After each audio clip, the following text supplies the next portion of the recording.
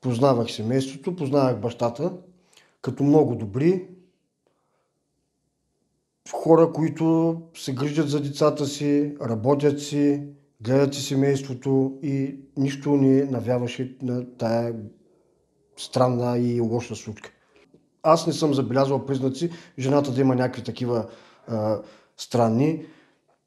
И хората, с които съм разговарял от Ахелой, също никой няма наблюдение да е имала някакви различни такива странни поведения. Лятото бяха заети с туризма тук в Ахелой, работиха в един комплекс, мисля, че и във втори и си бяха тук. Точно не съм запознат постоянно каква ми била работа, но за лятото знам, че работиха в туризма. Не, разбирате ли, че те бяха прекалено сплотено и добро семейство. Абсолютно поздравяваха хората, винаги бяха усмихнати, винаги бяха семейството, заедно, отделяха време един за друг. Не примерно заради работа да не се събират с децата си, да не се виждат, нали, да ги ощетяват. Постоянно бяха заедно. За мен бяха задружно семейство, по никакъв начин не съм видял нищо, което да подскаже за това, което се чу по новините.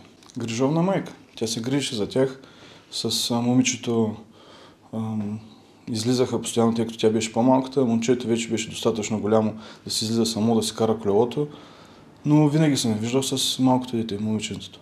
Не го вярвам, честно да ви кажа. Така че все още не мога да го осъзная какво се е случило.